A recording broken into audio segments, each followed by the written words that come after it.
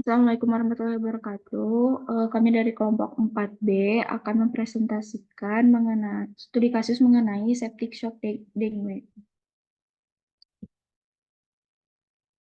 Anggotanya sendiri terdiri dari Wulandari, Elfitri, Sylvia, Nafiski, dan Rifda.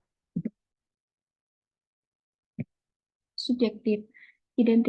Identitas pasien wanita Tionghoa usia 48 tahun, riwayat penyakitnya diabetes mellitus, hipertensi, penyakit jantung, iskemik, dan gagal ginjal. Keluhannya demam, malaise, rhinorea, sakit tenggorokan, dan nafsu makan buruk. Riwayat pengobatannya menjalani hemodialisis dan pemberian ceftriaxone dan metronidazole intravena.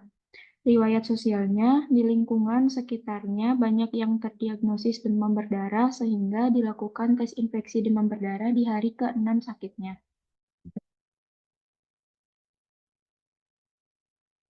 Kemudian ada kemungkinan diagnosis. Yang pertama ada infark miokard akut atau serangan jantung.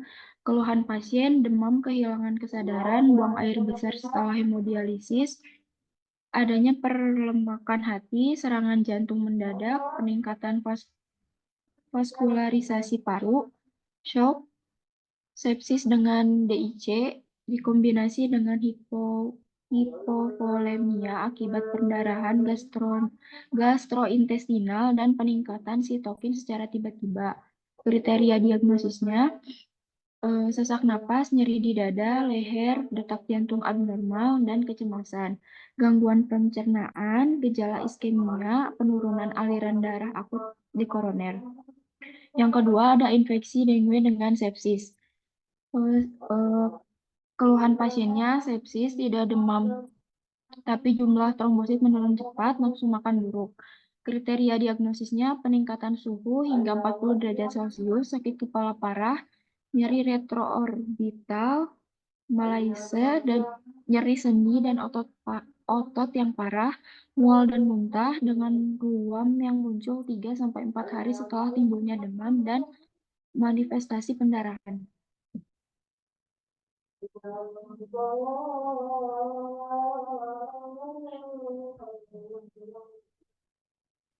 Selanjutnya ada objektif.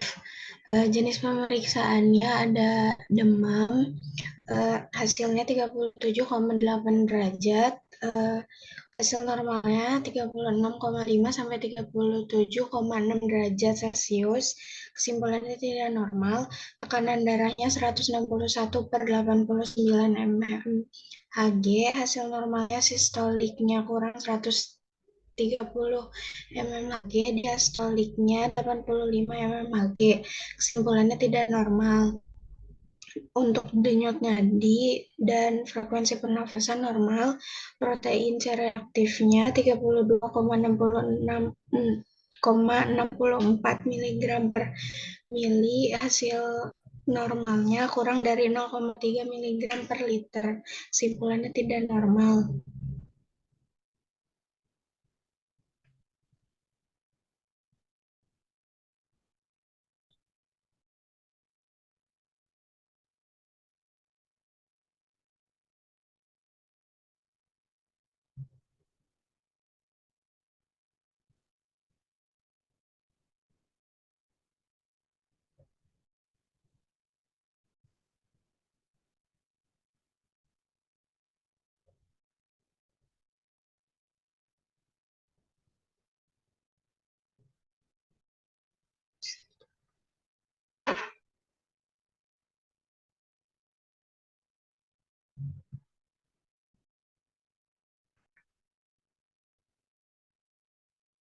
Selanjutnya ada pemeriksaan aspartat aminotransferase, hasilnya 454 international unit per liter. Hasil normalnya seharusnya kurang dari 40, sehingga kesimpulan tidak normal. Alanin aminotransferase 256 international unit per liter. Hasil normalnya kurang dari 40, kesimpulannya tidak normal. Untuk leukosit dengan neutrofilnya normal, trombositnya 97.000 sel per milimeter kubik, hasil normalnya 150 sampai 400, kesimpulannya tidak normal.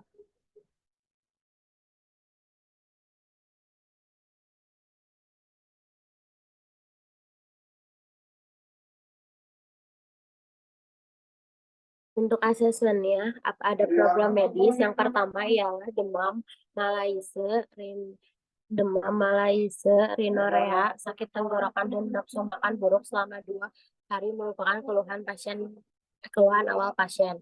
Adapun terapi yang diberikan yaitu ceftriaxone dan metronidazole intravena dengan asesmen menurut guideline-drugs.com. Terapi obat yang diberikan sudah sesuai, hanya saja perlu adanya pengkajian antibiotik dengan spektrum yang lebih luas. Maka direkomendasikan penggunaan obat terapi bisa dilanjutkan sesuai dengan guideline yang ada.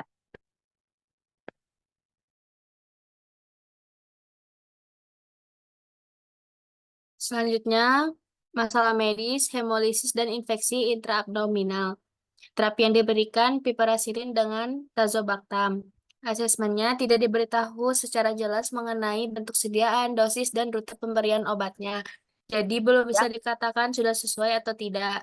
Namun dikarenakan pasien memiliki riwayat gagal ginjal, maka pengobatan alternatif harus dipertimbangkan guna mencegah keterlambatan pemulihan fungsi ginjal dan efek samping yang merugikan. Rekomendasi dosis obat piperacillin dan tazobactam untuk pasien dengan riwayat gagal ginjal harus dikurangi berdasarkan derajat gangguan ginjal serta diperlukan pemantauan ketat dan pertimbangan pengobatan alternatif.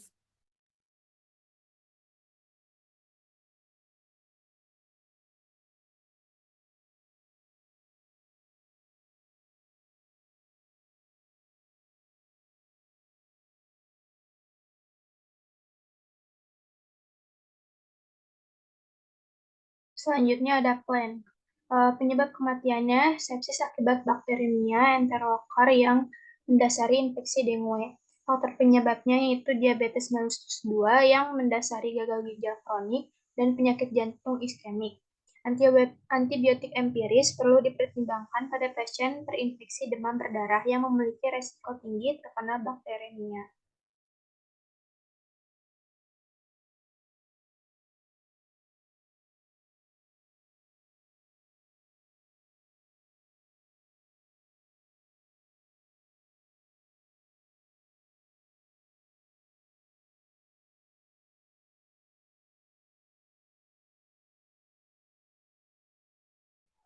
Lalu ada obat kombinasi ceftriaxone dan metronidazole. Efek sampingnya diare encer atau berdarah, kulit pucat menguning, demam menggigil, urin berwarna gelap.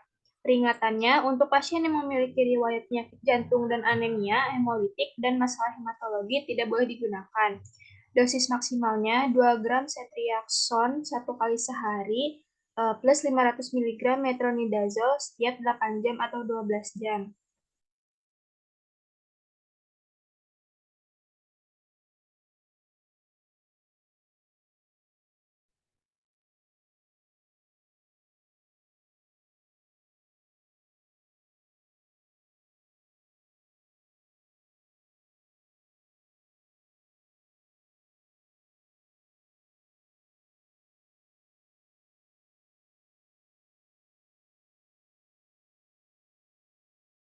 Selanjutnya ada kombinasi obat piperacillin dan tazobactam. Rekomendasi dosis untuk pasien gagal ginjal dan pasien dialisis harus dikurangi berdasarkan derajat gangguan ginjal. Efek sampingnya diare, mual, sakit kepala, piperacillin dan tazobactam untuk injeksi bisa menyebabkan efek samping kulit seperti sindrom Stevens-Johnson. Peringatan tidak boleh digunakan untuk pasien yang memiliki riwayat reaksi alergi terhadap salah satu penisilin, cefalosporin, atau inhibitor beta-lactam. Dosis maksimalnya 18 gram piperacillin dan 2,25 gram tazobactam setiap 6-8 jam.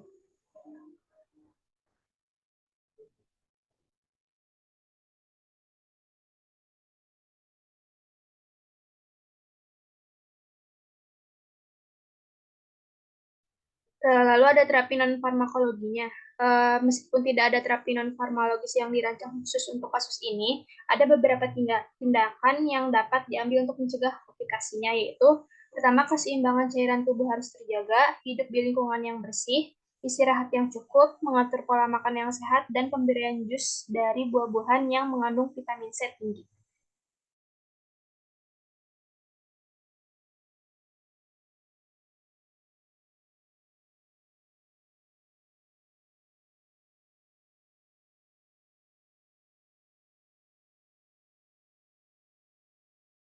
Sekian dari kelompok kami. Mohon maaf bila ada kesalahan. Assalamualaikum warahmatullahi wabarakatuh.